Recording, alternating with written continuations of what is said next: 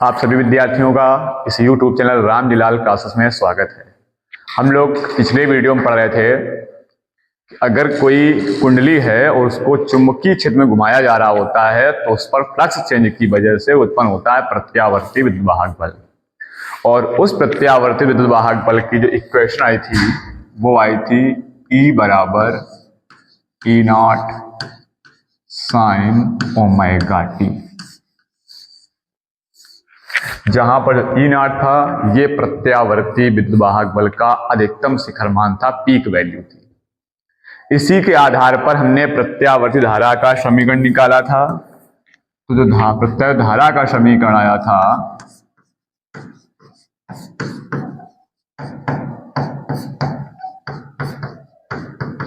वो समीकरण आया था I बराबर I0 साइन ओमेगा टी। तो यहां से हमने समझा था कि प्रत्यावर्ती जो धारा होती है वो एक ऐसी धारा होती है जिसका मान समय के अनुसार बदलता है तथा एक निश्चित समय पश्चात अपने मान को दोहराती है।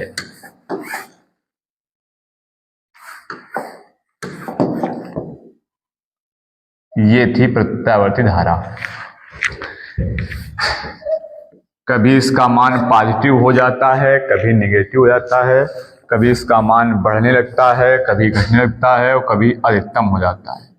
ये अधिकतम धारा थी I0 और ये अधिकतम हुई थी साइन 90 पर, 90 अंश कोण पर। जब 90 अंश कोण आता है उस समय उस प्रत्यावर्ती धारा का हमें अधिकतम मान प्राप्त होता है। फिर हमने कहा था कि आधे चक्कर में जितनी करंट पॉजिटिव होती है दूसरे आधे चक्कर में उतनी ही नेगेटिव होती है। अगर पूरे एक चक्कर का हम एवरेज मान निकालें, औसत धारा निकालें, तो एक पूरे चक्कर में जो औसत धारा आती है वो हमने कहा था 0 होती है। अभी तक ये बात हम कह रहे थे, अब इस बात को हमें प्रूव करना है कि कैसे। हमने कह दिया कि एक पूरे चक्कर के बाद जो प्रत्यावर्ती धारा का औसत मान होता है वो 0 होता है।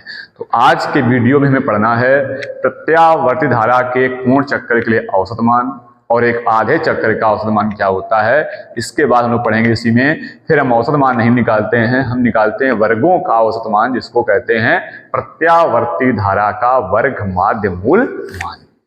तो स्टार्ट करते हैं। जो हमारा टॉपिक रहेगा वो प्रत्यावर्ती धारा के पूर्ण चक्कर के लिए औसत मान। तो पहले लिख लेते हैं क्या करना है, इसके बाद स्टार्ट करते हैं क्वेश्चन को।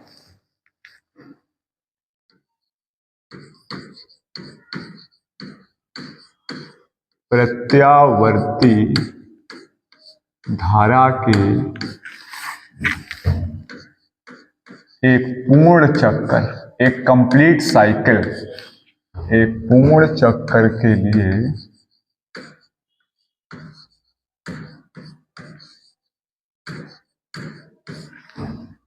औसत मान, एवरेज वैल्यू, औसत मान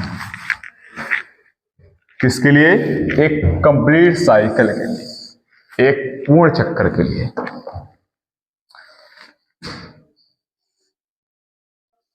हमने पढ़ रखा है कि एक पूर्ण चक्कर की धारा जो होती है वो ये है।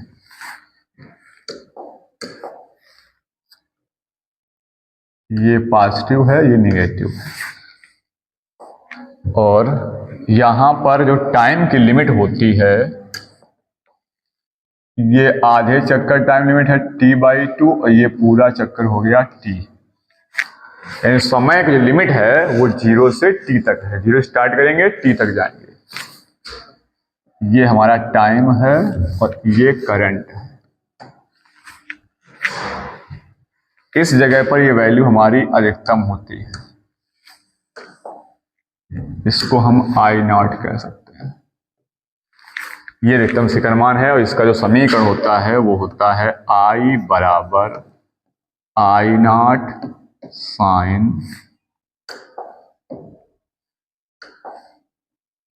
Sign omega T. ये चीज हमें पता है। अब कैसे निकालेंगे औसत मान? धारा का औसत मान।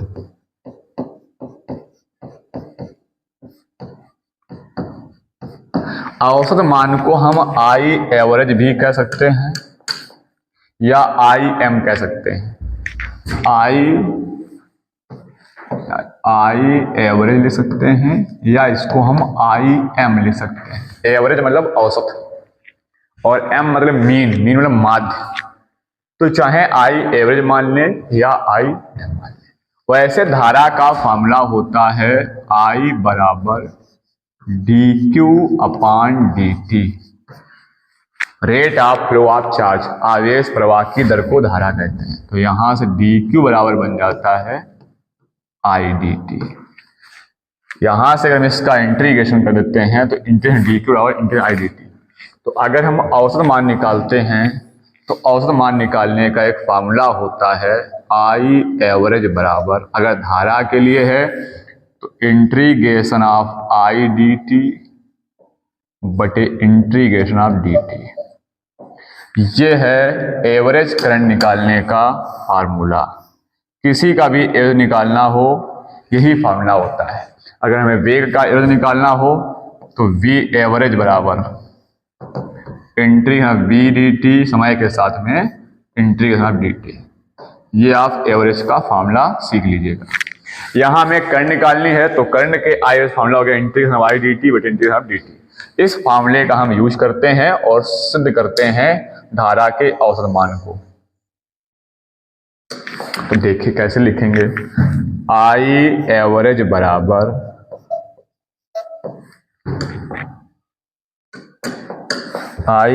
बराबर integration of I D T. कहां से? अगर पूरे चक्कर की बात हो रही है तो पूरे चक्कर की लिमिट है 0 से t। अगर आधा चक्कर लेंगे हम तो लिमिट क्या बदल जाएगी 0 से t/2। केवल लिमिट का प्रभाव यहाँ पर बदलेगा, क्योंकि अगर पूरा चक्कर लेंगे तो समय 0 स्टार्ट होगा, t तक जाना है। अगर आधे चक्कर की बात होगी तो 0 स्टार्ट करेंगे t/2 तक जाएंगे। अभी हमने बात की है पूरे चक्कर के लिए, तो यहाँ जो लिमिट लेंगे हम वो लिमिट क्या लेंगे जरा देख लीजिएगा, 0 से t पूरे चक्कर की, क्योंकि पूरे चक्कर की बात हो रही है। जब आधा चक्कर हो 0 t/2 हो जाएगा। अब यहां से फिर देखिएगा divide by integration of dt और लिमिट क्या है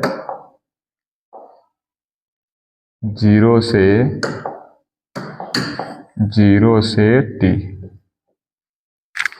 अब I की वैल्यू देते हैं। I का मान है I not sine omega t,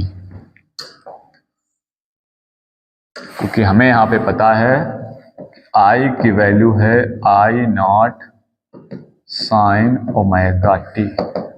तो ये I का मान यहां रख देते हैं आकर के। तो I एवरेज बराबर इंटीग्रेशन ऑफ I का मान I not sine omega t और लिमिट है 0 से t divide by integration of dt का समाकलन क्या होता है t होता है। अगर आपने समाकलन पढ़ा रखा होगा तो इंटीग्रेशन ऑफ x की पावर n dx का फार्मूला होता है x की पावर n+1 बटे n+1। अगर x की पावर यहाँ पर हम लिख देते हैं 0 यानी 1 dx लिख देते हैं तो इसका मतलब होता है x की पावर 0 dx और इसको होते हैं x की पावर 0 + 1/0 + 1। ये बेसिक बातें आप जानते होंगे, बराबर है x, यानी dx का समाकलन x। इसी प्रकार से dt का समाकलन क्या हो जाएगा t हो जाएगा। अब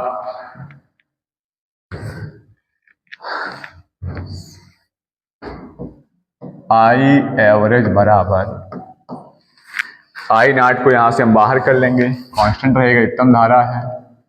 इंटीग्रेशन आप बचेगा साइन ओमेगा t dt और लिमिट है 0 से t और divide by t। Sine omega t का यहां से हम समाकलन करेंगे तो इसको ऐसे देंगे I एवरेज बराबर ये t इसके बटे आ जाएगा तो बराबर I नॉट बटे t और साइन ओमेगा टी का होता है माइनस कॉस ओमेगा टी। इसका फिर करेंगे तो ये हो जाएगा डिवाइड बाई ओमेगा और लिमिट हो जाएगी 0 से t। यहां अगर आप लिमिट भी रखोगे, हो सकता है आप समझो लिमिट नहीं रखी है तो 0 से t रखोगे तो लिमिट हो जाएगी t के बाद t हो जाए t माइनस 0, तो यहां भी सकते हो t minus 0। Upper limit minus lower limit, तो t रखा तो t आ गया, t 0 देंगे 0 t माइनस 0, वही t माइनस 0 को t बचेगा वो t यहाँ में दिया गया है। माइनस बाहर निकाल लेंगे तो i एवरेज बराबर हो जाएगा minus I not by T into omega और यहां बचेगा cos ओमेगा टी लिमिट 0 से t। यहां रखेंगे upper limit minus lower limit, तो आई एवरेज बराबर minus I not upon T omega, तो या ओमेगा टी दीजिएगा।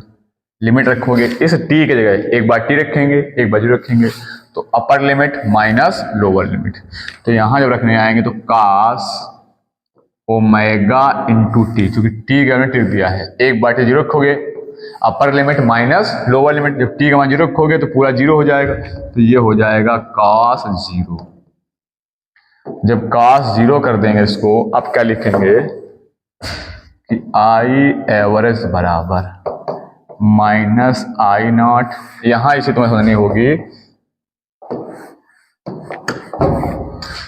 कि जो t का मान होता है आवर्त काल का, ये 2 पाई बाई ओमेगा होता है। कहां से होता है, अभी इसको पढ़ाएंगे हम।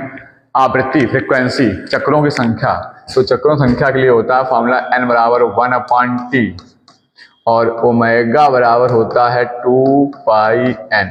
तो जब n यहां से रखेंगे तो n ओमेगा बराबर 2 पाई n का मान देंगे 1/t, t यहां जाएगा तो हो जाएगा 2 पाई बाई ओमेगा।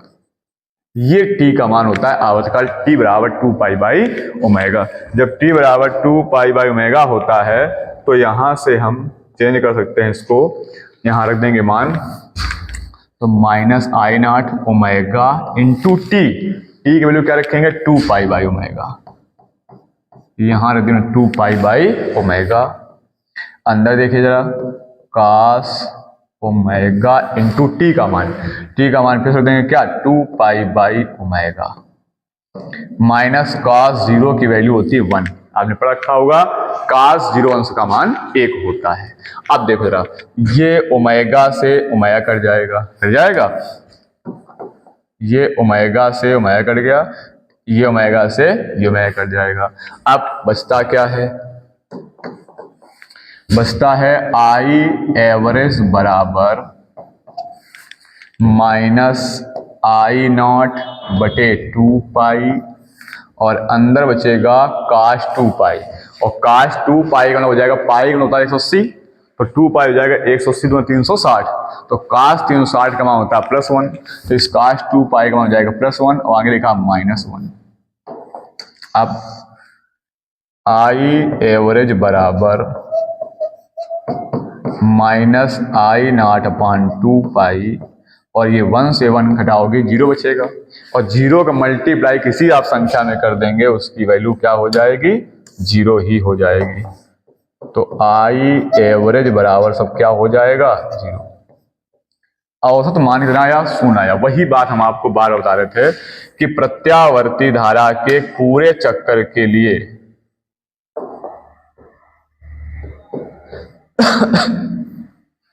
प्रत्यय धारा के पूर्ण चक्कर का जो औसत मान होता है वो हमेशा 0 होता है। क्यों होता है, क्योंकि आपको पता है हमने कहा था जितना एक चक्कर में पॉजिटिव होता है उतना चक्कर में निगेटिव होता है, दोनों मिलकर के 0। तो आधे चक्कर में 0 नहीं होता है, आधे चक्कर का जो मान आएगा वो अलग आएगा, इसलिए पूरे चक्कर की बात कम होती है। क्योंकि उसको पता है, आपने रट लिया होगा, आपने याद कर लिया कि भाई एक पूरे चक्कर में औसत धारा हमेशा 0 हो जाती है। तो प्रश्नों में औसत धारा के लिए आधे चक्कर की बात की जाती है, पूर्ण चक्कर की बात प्रश्न में होती नहीं है। अब अगर आधे चक्कर की बात आ जाए तो क्या हो जाएगा, तो फिर आइए देखिए। अगर यहां पे आधे चक्कर लिखा जाएगा प्रत्यावर्ती धारा के अर्धचक्र के लिए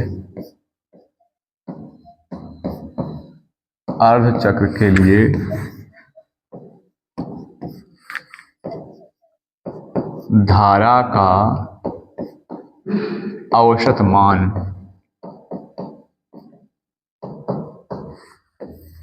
जब आयतचक्र की बात होगी, औसत निकालने का फॉर्मूला वही रहेगा जो भी आप पढ़ चुके हो। क्या फॉर्मूला था? धारा वही आपकी है, धारा क्या है? धारा वही आपकी है I बराबर I not sine omega T. जब आधे चक्र निकालोगे औसत मान, तो हमने कहा तो उसको चाहे आप I एवरेज लिख दो या I मीन लिख दो या I एम लिख सकते हो या I एवरेज। अब लेकिन बात हो रही आधे चक्कर की, फॉर्मूला आपका वही रहेगा integration of I D T divide by integration of D T. तो फिर फर्क क्या पड़ेगा? फर्क पड़ जाएगा लिमिट पर। I एवरेज बराबर इंटीग्रेशन ऑफ लिमिट, यहां जो आप लेंगे, जो लिमिट आप यहां पर लेंगे वो हो जाएगी 0 से अब t/2, क्योंकि बात हो रही है आधे चक्कर की। किसकी बात हो रही है? आधे चक्कर की बात हो रही है। ये आधे चक्कर यहां 0 था और ये लिमिट बनी थी t, समझना t/2, ये पूरा चक्कर था, t था। तो जब यहां से अगर धनात्मक का चक्र लेंगे तो भाई धनात्मक में आएगी, 0 से t/, वो भी रहेगा, और यहां से आए तब भी 0 से t/2 से t है नहीं, वो भी t/2 बन जाएगा। तो केवल यहां पे चेंज होगी क्या? चेंज अगर होगी तो केवल चेंज होगी लिमिट।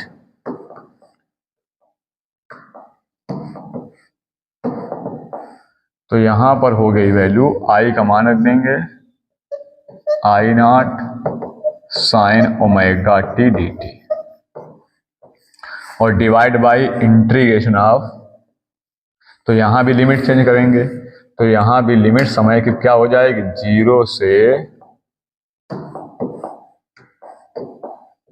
t/2 dt। इसको वैसे लिख दें,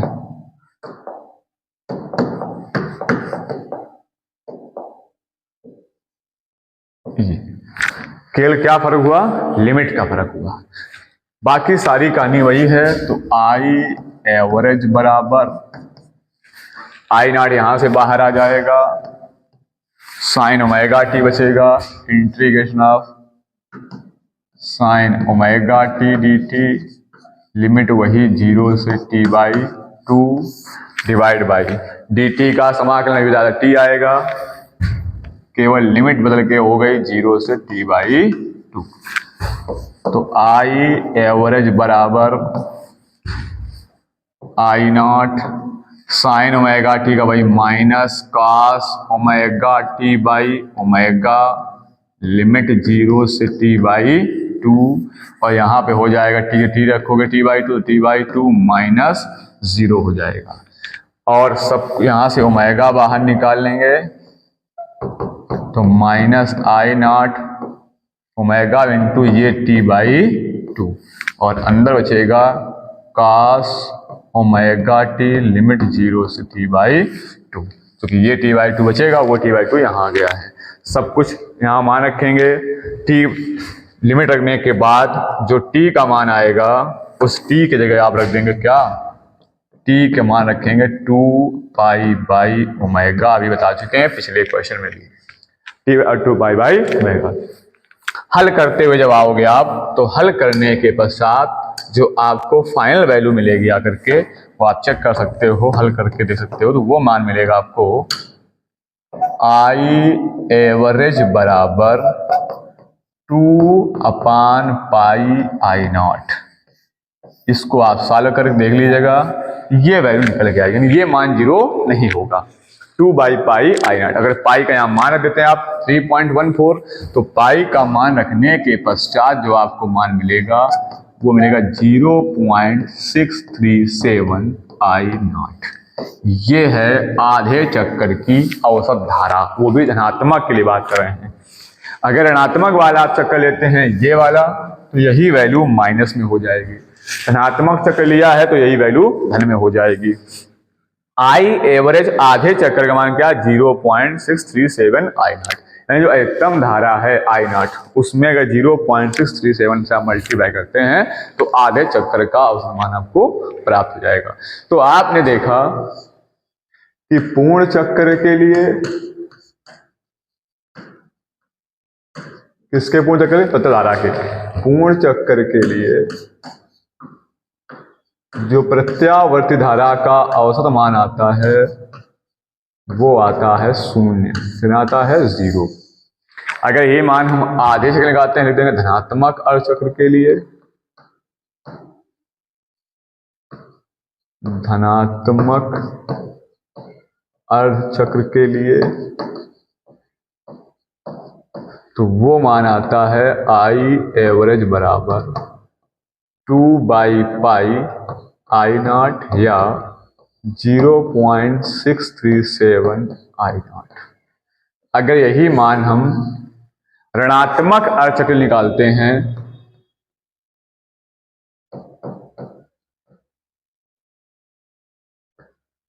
ऋणात्मक अर्धचक्र के लिए, तो वो वैल्यू आती है आई एवरेज बराबर -2/पाई आई नॉट या -0.637 आई नॉट। यही सेम कहानी विभवांतर के लिए भी होती है। विभव निकालोगे तो विभव में वही कहानी रहेगी। अब हम लोग जो है पता हो गया कि पूरे चक्कर में जो धारा का औसत मान होता है वो 0 होता है, आधे चक्कर में ये होता है। तो हम लोग क्या करते हैं कि पूरे चक्कर का औसत मान नहीं, फिर वर्गों का औसत मान निकालते हैं। उस वर्गों के औसत मान को हम कहते हैं प्रत्यावर्ती धारा का वर्ग माध्य मूल मान। क्या होता है जरा इसको समझेंगे तो ये बात आपको समझ में आई होगी। अब हम लोग पढ़ेंगे प्रत्यावर्ती धारा का वर्ग माध्य मूल मान।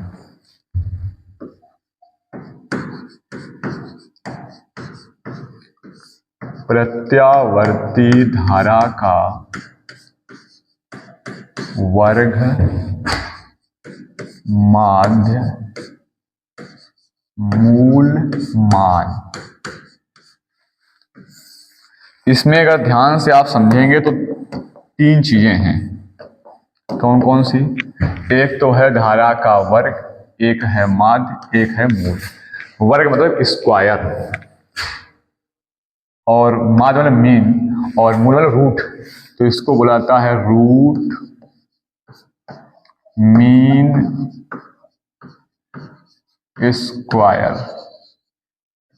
रूट मीन स्क्वायर किसका? धारा का, करंट का। और इसको साइड में दिया जाता है RMS, किसका? करंट का।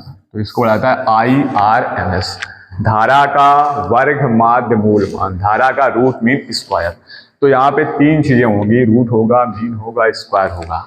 अब इसको होता क्या कैसे समझेंगे तो देखिएगा ध्यान से। जो करंट होती है एक पूरे चक्कर की जब बात की जाती है पूर्ण साइकिल के लिए, तो आप देखेंगे धारा पहले बढ़ती है, फिर वो बढ़ती है, फिर अधिकतम होती है, फिर घटती है, फिर माइनस होती है। तो कई सारी धाराएं होती हैं। तो सभी धाराओं का यहाँ से पूरे चक्कर में जितनी करंट होंगी, मान लो एक कोई I1 है, कोई I2 है, कोई I3 है, ऐसे n तक करंट है, IN करंट होगा। तो इन सभी करंटों क्या होना चाहिए? वर्ग होना चाहिए। तो कैसे लिखेंगे? मान लो सपोज लो n धाराएं, तो एक I1, I2, I3 और हमने डॉट डॉट कर दिया IN तक। इन सभी करंटों का क्या करना है? वर्ग करना है। तो एक पूर्ण चक्कर में प्रत्यावर्ती धारा के पूर्ण चक्कर में प्रत्यावर्ती धारा के वर्गों का, इनका क्या करना है? वर्ग करना है। वर्गों के औसत मान, इनका माध्य निकालना है। इनका क्या कहना है? औसत मान। औसत क्या होता है? पदों का योग बटे पदों की संख्या। तो इनके वर्गों के औसत मान निकालेंगे तो पदों का योग बटे पदों की संख्या। कितने पद हैं? n पद हैं, n लिख देंगे। अगर मान लो 3 करंट होती, सपोज करो, एक करंट होती है आपकी I1, एक होती है I2, एक होती है I3, तो आप कैसे निकालते हैं इसका औसत मान? आप लिखते I1 plus I2 plus I3 बटे 3, लिखते पदों का योग बटे पदों की संख्या। तो यहां भी वही कह रहे हैं कि प्रत्यय धारा के कंप्लीट साइकिल में, एक पूर्ण चक्कर में सभी धाराओं के औसत मान, और उसके साथ क्या वर्ग, पहले वर्ग है धाराओं के वर्गों का, अगर यहाँ वर्ग लगा देंगे ऐसे, अब इसको आप क्या कहेंगे? ये है प्रत्यय धारा के वर्गों का औसत मान है। ये इसका औसत मान है वर्गों का, धारा का माध्य नहीं है, धारा का औसत मान नहीं है, प्रत्यय धारा के वर्गों का औसत मान है। और इस पर लगा दें हम अगर रूट अंडू लगा दें तो ये हो गया औसत मान का वर्गमूल। इसको क्या कहा जाएगा? प्रत्यय धारा के वर्गों के औसत मान का वर्गमूल हो गया। इसी को हम लोग कह देते हैं IRMS। यहाँ भी वही करने वाले हैं कि प्रत्यावर्ती धारा के पूर्ण चक्कर में प्रत्यय धारा के वर्गों के औसत मान के वर्गमूल को, इसमें क्या लगा दिया? रूट लगा दिया। वर्गमूल को प्रत्यावर्ती धारा का वर्ग माध्य मूल मान या IRMS मान कहते हैं। यहीं से इसकी डेफिनेशन लिख सकते हैं आप। क्या? प्रत्यावर्ती धारा के पूर्ण चक्कर में प्रत्यय धारा के वर्गों के औसत मान के वर्गमूल को प्रत्यावर्ती धारा का वर्ग माध्य मूल मान कहते हैं। इसे IRMS से प्रदर्शित करते हैं। क्या लिखेंगे इसको शॉर्ट में? IRMS। ऐसे ही आगे हम विभव निकालेंगे तो वहां प्रत्यय विभवांतर का वर्ग माध्य मूल मान निकालेंगे, वो आपका हो जाएगा VRMS। अब अगर आप ध्यान से देखेंगे तो ये जो मान होगा ये शून्य नहीं होगा, इसका मान इसलिए निकाला जाता है। और हम लोग जो घरों में करंट लोग मेजर करते हैं, मापते हैं या यूज करते हैं, वो वास्तव में ये करंट IRMS ही होती है। जो हम लोग करंट यूज करते हैं, जिसका मान निकालते हैं, वो IRMS होती है। अगर 220 वोल्ट का विभवांतर घर में आता है तो वो VRMS ही होता है। 220 वोल्ट का विभवांतर आ रहा है या करंट 10 एम्पीयर आ रही है, तो वो अगर 10 एम्पीयर करंट आ रहे हम लोग मापते हैं तो वो आपका वर्ग माध्य मूल मान ही होता है। अब ये मान अधिकतम कहां तक जाएगा? V0 तक। कहां जाएगा ये मान? अपने मान में अधिकतम, जो ये तो औसत मान हो गया, इसमें कोई वैल्यू कम होगी, कोई बढ़ेगी, तो कितना बढ़ करके जाएगी और कहां तक पहुंचेगी, वो आपका होता है शिखर मान, पीक वैल्यू होती है, या महत्तम मान कह सकते हो। वो महत्तम मान इस मान से कैसे संबंधित होता है?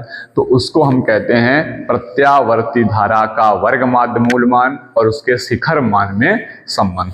और वो संबंध जो होता है,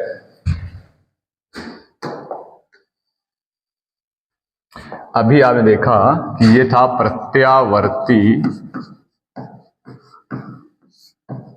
धारा का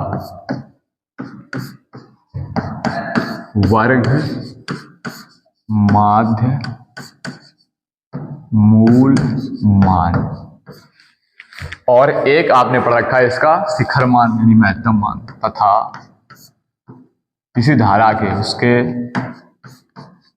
शिखर मान, इसको हम लोग क्या कहते हैं? IRMS कहते हैं। और इसको हम क्या कहते हैं? शिखर मान को, इसको हम लोग I0 कहते हैं। शिखर मान यानी I0 में संबंध। और इन दोनों में जो रिलेशन होता है वो निकल के आता है IRMS बराबर I0/√2। ये है धारा के वर्ग माध्य मूल मान और शिखर मान में संबंध। यानी इसका √2 गुना कर, √2 का भाग कर देंगे तो वैल्यू आ जाएगी। अब ये संबंध आता कैसे है? तो जैसे औसत धारा निकालने का फॉर्मूला आपने पढ़ा था, I एवरेज का भी फॉर्मूला था हमने, integration of IDT upon integration of DT। तो जब IRMS आप मान निकालने आएंगे तो यहाँ पे स्क्वायर लग जाता है, वर्ग हो जाता है, तो इसका एवरेज मान निकालने का तरीका होता है इंटीग्रेशन IRMS मान हो गया है। इसको निकालने का तरीका होता है IRMS बराबर integration of I square dt हो जाता है अपॉन इंटीग्रेशन ऑफ dt। बस इतना फर्क होता है। यहाँ केवल I था, अब यहाँ वर्गों का समान निकाल रहे हैं, है ये भी औसत मान लेकिन वर्गों का है तो यहाँ I स्क्वायर हो जाएगा, बाकी सारी कंडीशन वही रहेंगी। तो अगर आप इसको कर सकते हैं, यहाँ I का मान वही इक्वेशन रहेगा, I बराबर I not sine omega T. अगर एक बार इसको आप कर सकते हैं तो प्रयास करके देखिए, नहीं कर पाते हैं तो इसको नेक्स्ट वीडियो में हम आपको प्रूव करके निकाल लेंगे कि ये वैल्यू IRMS जो मान होता है वो I नॉट बाई रूट 2 होता है। तब तक के लिए आप इसको याद रखिए, ये न्यूमेरिकल में फार्मूला बहुत यूज करना पड़ेगा। जो न्यूमेरिकल इसके होंगे उसमें कई जगह आपको सवालों में इसको यूज करना पड़ेगा, इसलिए इंपॉर्टेंट फार्मूला है और एग्जाम में प्रूव करने के लिए दिया भी जा सकता है, इसलिए ये चीज आपको आनी चाहिए। तो कुछ पिछली जो बातें थी एक बार थोड़ा दोहरा दें, फिर हम चलते हैं आगे। ये धारा का इक्वेशन आया था I बराबर I not sine omega t, और इस धारा का ये ग्राफ बना हुआ था।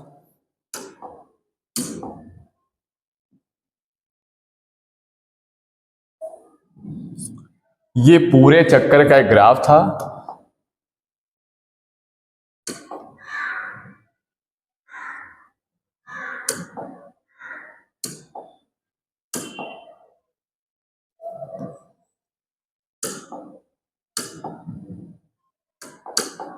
ये पॉजिटिव था और ये नेगेटिव था। यहां पर जो मान था वो सबसे अधिकतम था जिसको I नॉट कहा गया था, और ये एंगल बना था π/2, यानी साइन 90 पर मान सबसे अधिकतम होता है, इसलिए यहां धारा अधिकतम हुई थी। और यहां पर इस जगह पर कोण बना था पाई यानी 180, और ये बना था 3π/2, और ये बना हुआ था आपका 2π।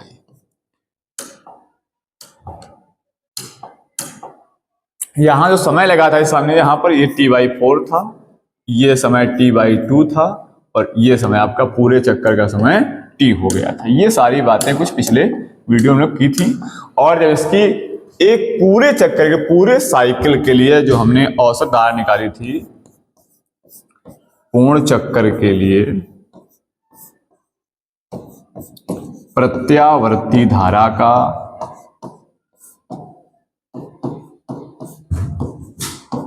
जो औसत मान आया था वो था I एवरेज बराबर 0, जिसको हम लोगों ने प्रूव किया था। ये सिद्ध भी किया था और ऐसे बताया था कि जितना आधे चक्कर में पॉजिटिव होगी उतना ही आधे चक्कर में निगेटिव हो जाएगी। और आधे चक्कर के लिए चक्कर के लिए या अर्ध चक्र कह सकते हो, तब औसत मान निकाला था, वो आया था I एवरेज बराबर 2/π I नॉट या 0.637 I नॉट। अगर पॉजिटिव वाला चक्र है तो ये वैल्यू पॉजिटिव होती है, अगर निगेटिव वाला चक्र लेते हैं तो ये वैल्यू निगेटिव हो जाती है। तो हमने कहा था फिर हम लोग इसके पूरे चक्कर के लिए औसत मान ना निकाल करके पूरे चक्कर के वर्गों का औसत मान निकालते हैं, जिसको कहा गया था प्रत्यावर्ती धारा का वर्ग माध्य मूल मान। प्रत्यावर्ती धारा का वर्ग माध्य मूल मान, जिसको IRMS मान कहा गया था, क्योंकि R का मतलब था रूट यानी वर्गमूल, M का मतलब माध्य यानी मीन इसका, और S मतलब स्क्वायर। और ये वैल्यू हमने बताई थी आपको I नॉट बाई रूट 2। ये IRMS का मान होता है I नॉट बाई रूट 2। ये I नॉट क्या था, ये थी पीक वैल्यू, अधिकतम जितना ज्यादा से ज्यादा करंट हो सकती है एक पूरे चक्कर में, उसका अधिकतम मान ये था। ये हम लोग वास्तव में यही करंट हम लोग यूज करते हैं, यही हम लोग मेजर करते हैं। करंट जो हमारे यहाँ करंट आती है घरों में वो IRMS मान होता है। अब IRMS और I नॉट मतलब क्या है जरा समझ लीजिए एक मिनट, कि अगर आपके घर में 5 एम्पीयर करंट आ रही है, कितनी 5 एम्पीयर, तो ये 5 एम्पियर आपका IRMS मान है। कौन सा मान है? IRMS। अगर IRMS मान है तो I नॉट क्या होगा? तो I नॉट हो जाएगा यहां से √2 IRMS, √2 IRMS। अब इसकी अगर वैल्यू निकालते हैं तो √2 की वैल्यू होती है 1.414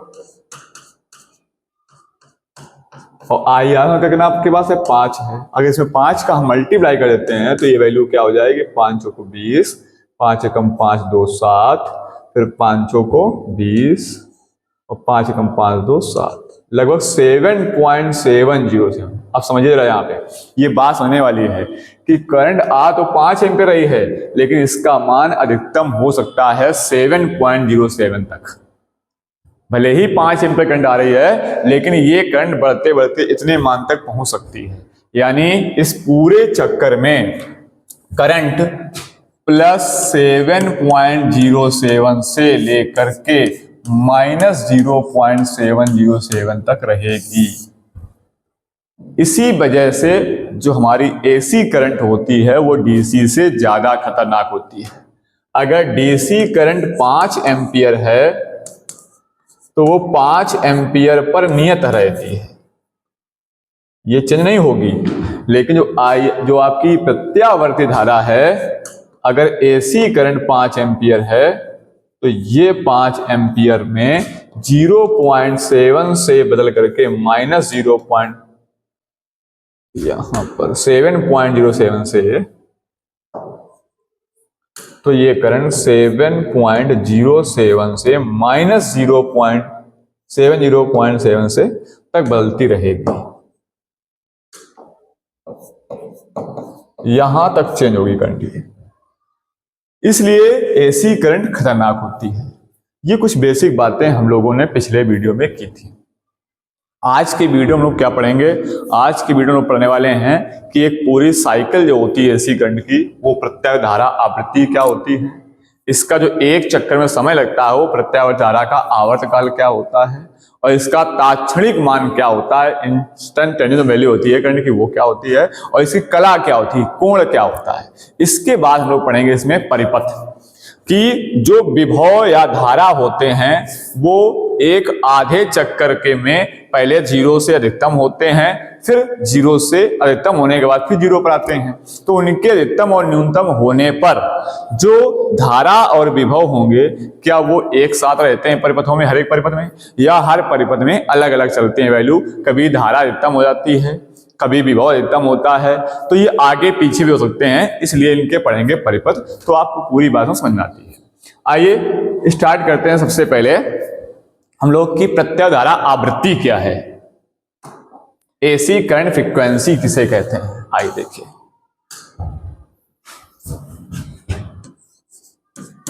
प्रत्यावर्ती धारा आवृत्ति, आवृत्ति को हम लोग फ्रीक्वेंसी कह सकते हैं।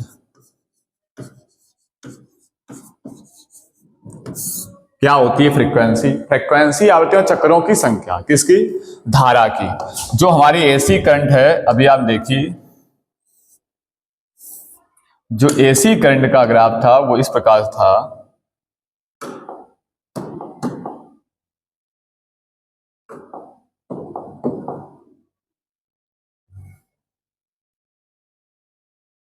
ये एक चक्कर होता है प्रत्यावर्ती धारा का। आधे चक्कर में वैल्यू पॉजिटिव रहती है, उतनी आधे में नेगेटिव रहती है। अब 1 सेकंड में जितने चक्कर पूरे कर देगी, उन चक्करों की संख्या को हम आवृत्ति कहते हैं। यानी इसकी जो परिभाषा बनेगी वो ये बनेगी कि प्रत्यावर्ती धारा द्वारा प्रति सेकंड, यानी हर एक सेकंड में प्रति सेकंड चक्करों की संख्या को, या साइकिलें कह सकते हो, साइकिल, प्रत्यावर्ती धारा द्वारा प्रति सेकंड चक्करों की संख्या को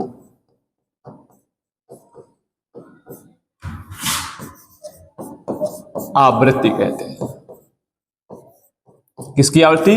प्रत्यावर्ती धारा की आवृत्ति कहते हैं। इसको फ्रीक्वेंसी बोला गया है, इसीलिए से हम एफ से संकेत कर देंगे, इसे एफ से प्रदर्शित करते हैं।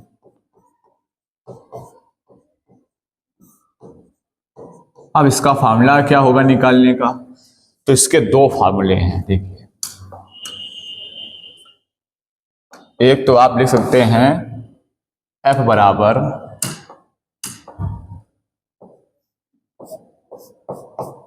1/T, F बराबर 1/T। तो यहां से इसका जो यूनिट बन जाएगा, समय का मात्रक सेकंड होता है तो 1/सेकंड लिख सकते हो इसको आप। 1/सेकंड या सेकंड ऊपर जाओगे तो सेकंड इनवर्स हो जाएगा, अथवा इसको आप लिख सकते हो हर्ट्ज, और हर्ट्ज को साथ सकते हो आप HZ। ये हो जाएगा प्रत्यावर्ती धारा का मात्रक, और इसका एक फॉर्मूला बनता है आपका, वो बनता है F बराबर ω/2π, ω/2π। ये प्रत्यधारा आवृत्ति के फार्मूले हैं और मात्रक है सेकेंड इनवर्स या हर्ट्ज। अब बात करते हैं प्रत्यधारा के लिए आवर्तकाल।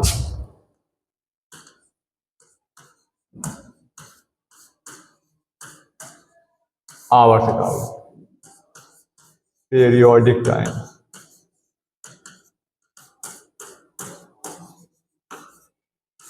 क्या होता है आवर्तकाल? आवर्त माना होता है चक्रों की संख्या, चक्रों में लगा काल समय।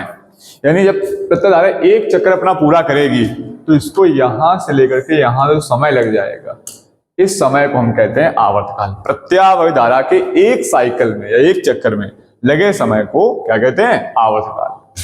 तो परिभाषा यहां बन जाएगी,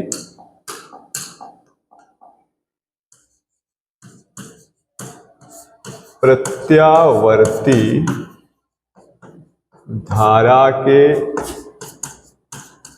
एक पूर्ण साइकिल में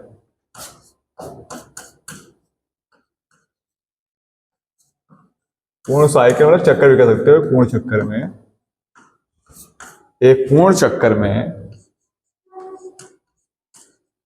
लगे समय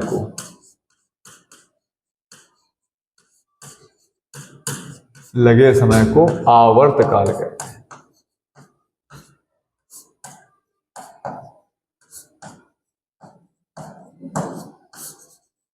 और इसको हम संकेत करें किससे? T से। इसे T से प्रदर्शित करते हैं।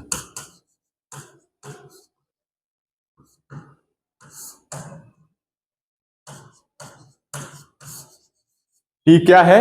पूरा यहां से लेकर के 0 से लेकर यहां तक का समय है, एक पूरे चक्कर का। अब इसका जो फार्मूला होता है T का, वो फार्मूला होता है T बराबर 2π/ω, और समय का मात्रा जानते हो आप सेकंड होता है। ये इसका फार्मूला होता है T 2π/ω। अब बात करते हैं कि जो प्रत्यधारा है इसके लिए जो कला होती है वो क्या होती है?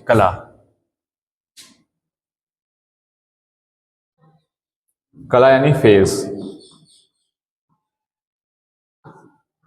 क्या होती है कला? तो आपने धारा का जो इक्वेशन पढ़ा था, धारा इक्वेशन क्या था? I बराबर I0 sin ω/t। ये थी प्रत्यधारा का समीकरण। इस समीकरण साइन का जो आप कोणांक देख रहे हैं समय t पर, जो भी साइन का कोणांक होगा, इसी साइन के कोणांक को, इसको, ये हमारी कला है। ये हो सकता है ऐसे भी लिखा हो I0 sin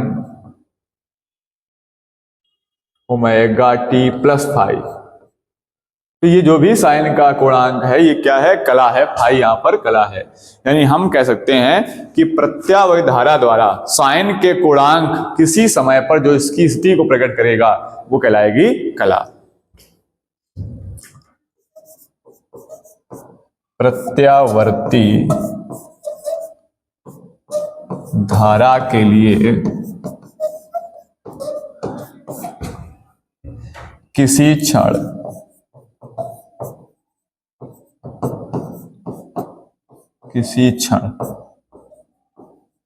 समय t पर, किसी क्षण समय t पर साइन का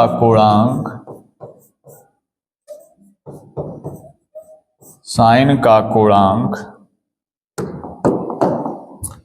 उसकी कला को प्रदर्शित करता है, उसकी कला को प्रदर्शित करता है।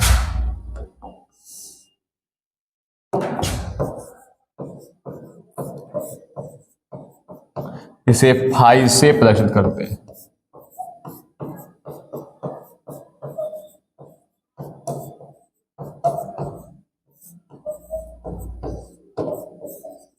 इसे फाई से प्रदर्शित करते हैं। तो ये होगी कला और आपका आवर्तकाल और आवृत्ति। ये कुछ चीजें हैं जो हमें आगे यूज करनी है। अब जरा कुछ चीजें और समझते इसमें हैं।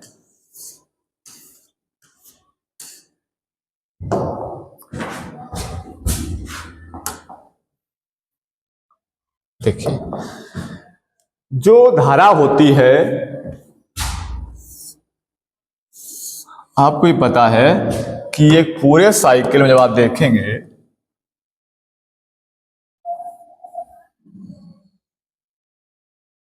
तो पूरे साइकिल में आप देख क्या पाएंगे कि पहले स्टार्टिंग में जीरो से, यहां से पहले अधिकतम हुई है, फिर माइनस में भी अधिकतम हुई है, तो यहां पर जाकर के अधिकतम होती है। ये है I0। यहां पहले जीरो से ली अधिकतम हुई, फिर अधिकतम से फिर जीरो होगी, और फिर जीरो से माइनस अधिकतम होगी, फिर माइनस से अधिकतम होने के बाद फिर जीरो हो जाएगी। जब ये क्रिया ऐसी चलती है कि जीरो से 90 अंश के बाद अधिकतम पहुंची, फिर 90 से 180 फिर जीरो हुई, फिर इस प्रकार से माइनस में हुई, तो क्या आप समझते हैं कि धारा और विभव दोनों चलेंगे? जो धारा चल रही थी विभव चल रहे होंगे। यानी जो धारा का समीकरण बनना था वो I बराबर I0 साइन ओमेगा t था। ये था प्रत्यय धारा का समीकरण।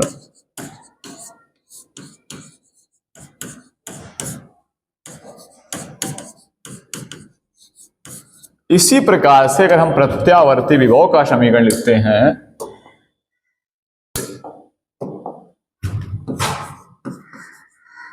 तो प्रत्यावर्ती विभव समीकरण क्या बनेगा?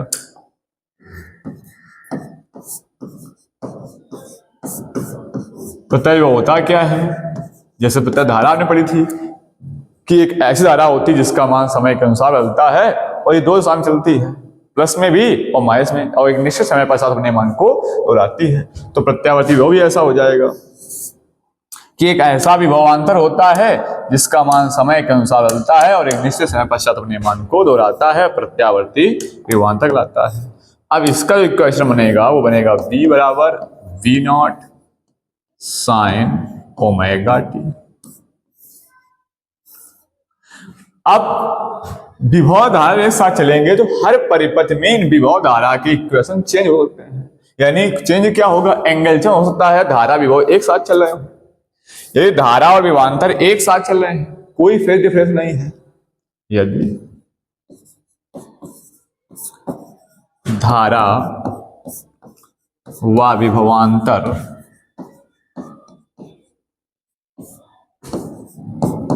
एक साथ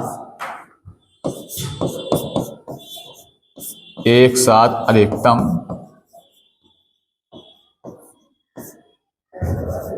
और एक साथ न्यूनतम होते हैं। क्योंकि ये बात हम इसलिए आपको बता रहे हैं कि अगर ये चीजें समझ लोगे तो आगे आप जो परिपथ पढ़ने वाले उसमें हो, आर परिपथ, सी परिपथ, एल परिपथ, जो वेरी इंपॉर्टेंट है, तो वो आपको समझ में आ जाएंगे अगर ये पॉइंट आप समझ लेते हैं, 2-3 पॉइंट। तो यदि जो धारा हमारी है वो विभवांतर के साथ एक साथ अधिकतम और न्यूनतम होती है, एक साथ न्यूनतम होते हैं, तो यानी इनके फेज में कोई डिफरेंस नहीं है। उस कंडीशन पे v बराबर v naught sine omega T है और उस टाइम पे धारा हमारी आई नॉट साइन ओमेगा टी है। और इसको हम कहते हैं समान कला। इसको हम क्या लोग बोलेंगे? इसको हम बोलेंगे समान कला।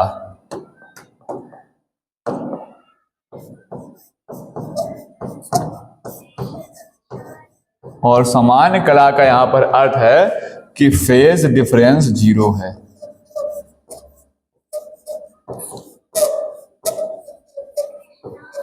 फेज डिफरेंस क्या है? जीरो है, यानी इन दोनों के बीच में जो कलांतर है वो कलांतर शून्य है। यानी कलांतर क्या है? शून्य है। दोनों में कोई कलांतर नहीं है, कलांतर शून्य है। अब सेकेंड पॉइंट, सेकेंड पॉइंट क्या है कि अगर मान लीजिएगा विभव से धारा पीछे रह जाए या विभव से धारा आगे हो जाए, यही तीन कंडीशन हो सकती हैं। क्या हो सकता है? तीसरा पॉइंट ये हो सकता है कि जो विभव है वो धारा से पीछे रह जाए। यदि विभवांतर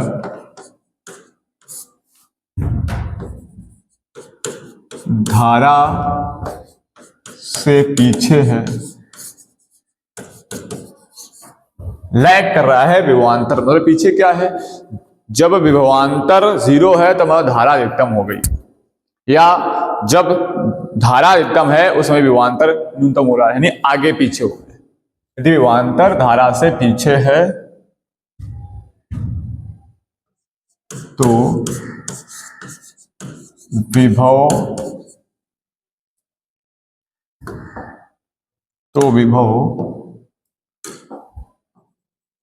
धारा से पश्चगामी, विभव धारा से पश्चगामी कहा जाएगा। और धारा कैसे है? धारा अग्रगामी। यानी उस कंडीशन पे इक्वेशन होंगे, ये है v naught sine omega t विभव का, और जो धारा का होगा वो I naught sine omega t plus five. क्योंकि धारा हो जाएगी आगे हो जाएगा, विभव कहाँ हो जाएगा? पीछे। और ऐसी कंडीशन में यहां पे बोलेंगे, इस कंडीशन को बोल दिया जाएगा फेज डिफरेंस में है, और ये कहानी हो जाएगी पश्चगामी वाली। अब यहां आपका कलांतर जीरो नहीं है, यहां कलांतर है। दोनों के बीच कोणों में अंतर है। साइन कोणांक देख सकते हैं, यहाँ ओमेगा टी प्लस फाइव, यहाँ ओमेगा टी, दोनों कोणों में अंतर है। और जो तीसरा पॉइंट है वो इसका जस्ट उल्टा है कि जब धारा अभी आगे थी, अब धारा पीछे हो जाए, विभव आगे हो जाए। जब विभवांतर धारा से आगे हो, इसका मतलब क्या हुआ? इसमें यह है कि विभव पहले अधिकतम हो रहा है और धारा बाद में अधिकतम हो रही है। तो यहां जो इक्वेशन बनेंगे वो v बराबर v naught sine omega t, और धारा का बन जाएगा I naught sine omega t minus five. ये विभव अपनी जगह नियत है, धारा ऐसे बढ़ घट रही है। इसको हम लोग बोलते हैं क्या? इसको बोलेंगे, यहां बोला पश्चगामी, यहां हो जाएगा अग्रगामी। ये क्या हो जाएगा? अगर यहां भी कलांतर, यहां कलांतर जीरो नहीं है, यहां भी कलांतर है और यहां भी कलांतर है। यहां कलांतर शून्य था, कोई कलांतर नहीं था, फेज डिफरेंस जीरो था, लेकिन यहां फेज डिफरेंस है। तो ये तीन स्टेप होंगी। कभी भी विभव धारा एक साथ अधिकतम होंगे, एक साथ न्यूनतम होंगे, कभी आगे पीछे होंगे। जब आगे पीछे होंगे तो फेज डिफरेंस आ जाएगा, कलांतर आ जाएगा। अब हमें पढ़ना है प्रत्यावर्ती धारा से परिपथों का संयोजन।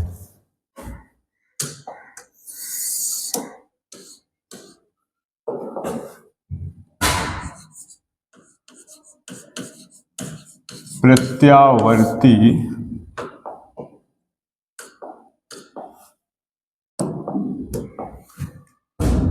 धारा स्रोत से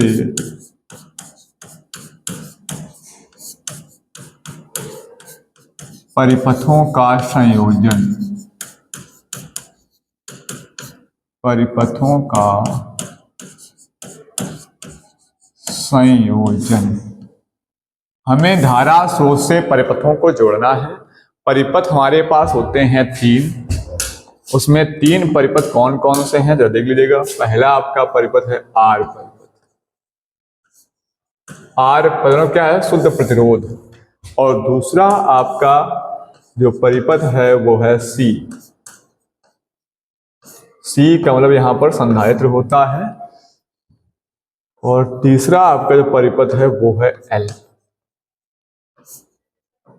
ये परिपथ है। इन तीनों परिपथों को हमें प्रत्यावर्ती धारा स्रोत से जोड़ना है और देखना है कि विभवांतर और धारा कैसे रिएक्ट कर रहे हैं। क्या दोनों एक साथ अधिकतम न्यूनतम हो रहे हैं या आगे पीछे हो रहे हैं। तो सबसे पहले हम लोग पढ़ेंगे आर परिपथ को। आर मतलब शुद्ध परिपथ।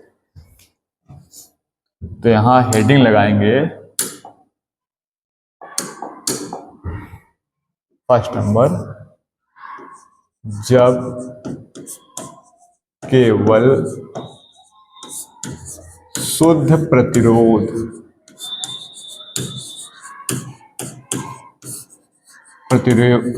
हो, या इसी को आप कह सकते हो आर परिपथ। शुद्ध प्रतिरोध क्या है? आर है। आर परिपथ है, इसको आप आर सर्किट भी लिख सकते हो।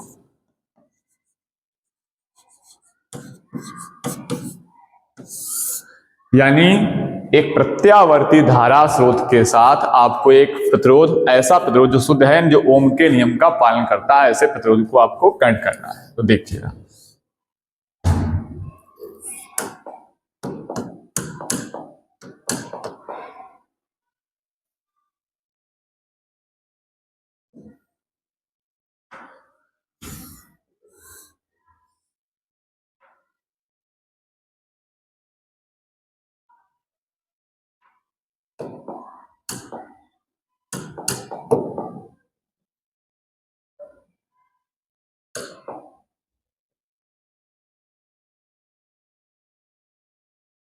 ये हो गया आर।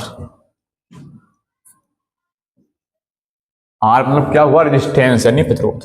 और ये आपका धारा स्रोत है V बराबर V0 साइन ओमेगा टी। इस प्रत्यावर्ती धारा स्रोत से हमने जोड़ दिया प्रतिरोध R। इससे निकलेगी यहां से करंट और ये करंट इसमें आती है I। अब क्या होता है,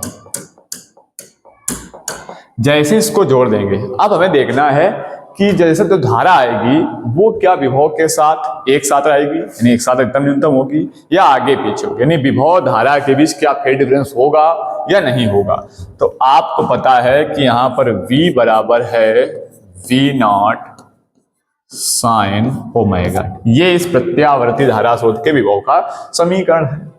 ये हमने जो रखा है आर प्रतिरोध, इसमें जो विभव उत्पन्न होगा मान लो उसको हमने VR कह दिया।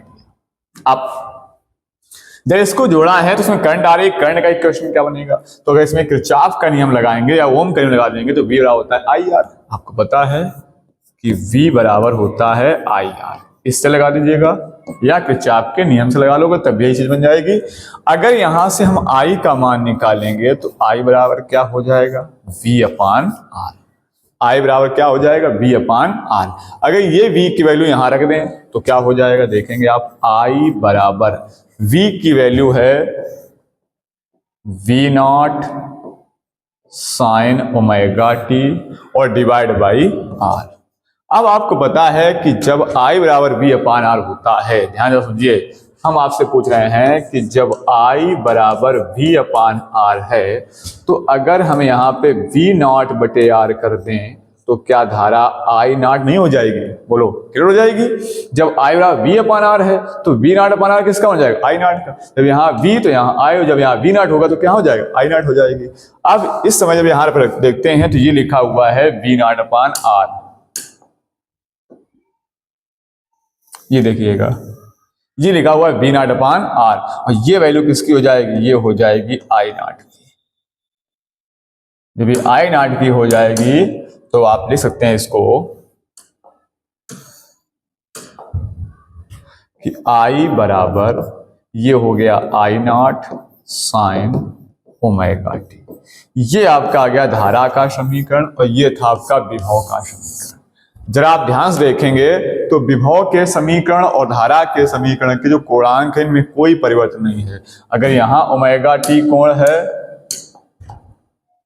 यहाँ अगर ओमेगा टी है तो यहाँ भी ओमेगा टी यानी साइन कोणांक में फेज डिफरेंस क्या है? 0। यानी इस परिपथ में जो फेज डिफरेंस आया कलांतर है वो 0 है,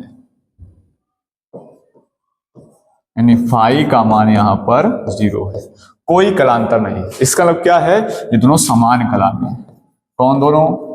प्रतिरोध और विभवांतर और धारा।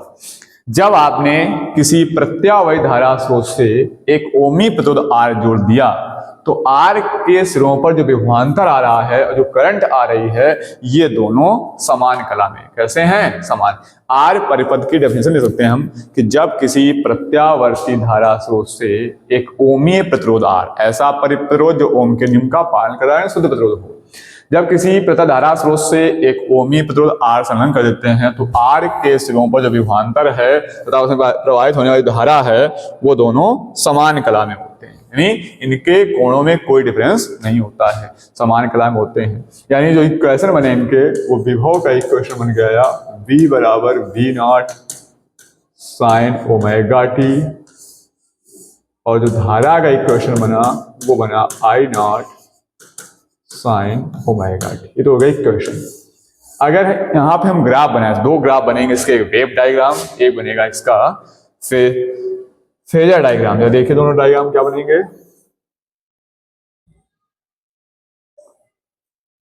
तो सबसे पहले हम लोग बनाते हैं, सबसे पहले बनाएंगे इसका हम वेव डायग्राम।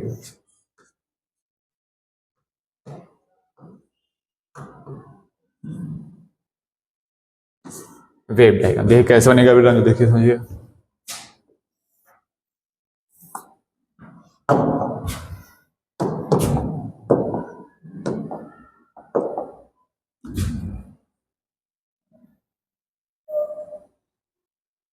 इस प्रकार से जा रहा है विभव, यहां पे अधिकतम मान है, ये विभव का इक्वेशन है V बराबर V naught sine omega T.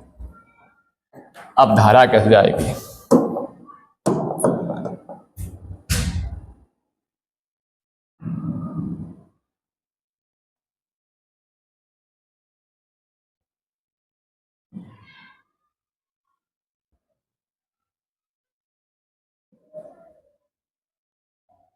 ये देखिए ये जो व्हाइट का डॉट दिख रहा है ये करंट है और जो करंट का इक्वेशन बनेगा ये है I बराबर I not sine omega T. इस ग्राफ से आप देख सकते हैं कि जिस टाइम पे हमारा धारा का मान अधिकतम हुआ है उसी टाइम पे विभव का मान भी अधिकतम हुआ है।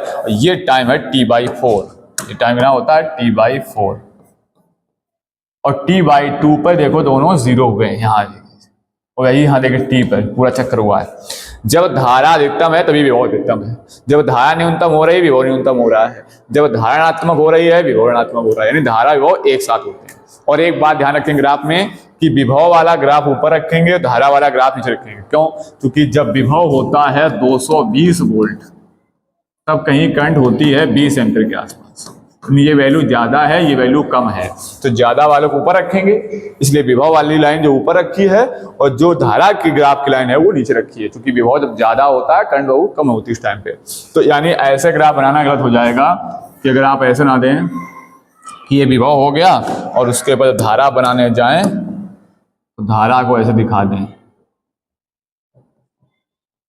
ये ग्राफ गलत हो जाएगा आपका। इसलिए इस प्रकार बनाना। तो ये था वेव डायग्राम। अब अगर आप बनाएंगे फेजर डायग्राम तो कैसे बनेगा देखिएगा।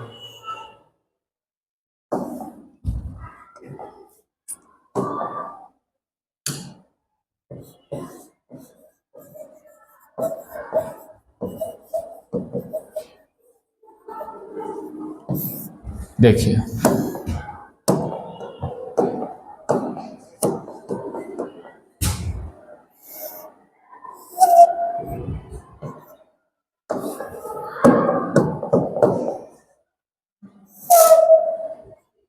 ये है एंगल यहाँ पे ओमेगा टी।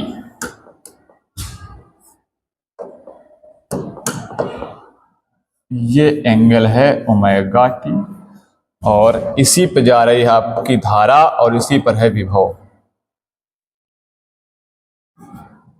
ये V नॉट और ये I नॉट।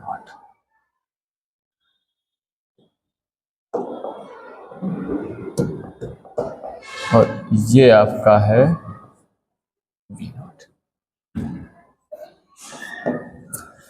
दोनों एक ही कोण पर हैं, जितना कोण बना रही धारा उतने कोण बना रहा विभव, यानी दोनों समान कला में हैं, एक ही साथ अधिकतम हो रहे हैं, एक ही साथ न्यूनतम हो रहे हैं। तो जब किसी प्रत्यावर्ती धारा स्रोत से हम शुद्ध प्रतिरोध जोड़ते हैं, केवल R प्रतिरोध जोड़ते हैं, तो R पर जो विभवांतर और धारा होती है दोनों समान कला में रहते हैं। अब इसके बाद हम लोग दूसरे जो पढ़ेंगे परिपथ वो होंगे L शुद्ध प्रेरकत्व और C यानी आपका संधारित्र। तो ये परिपथ जो है वो हम नेक्स्ट वीडियो में आपको पढ़ाएंगे। तब तक आप R परिपथ को अच्छे समझ लीजिएगा ताकि जो आगे वाले परिपथ हैं वो अच्छे से आपको क्लियर समझ में आ जाए। Thanks for watching my video.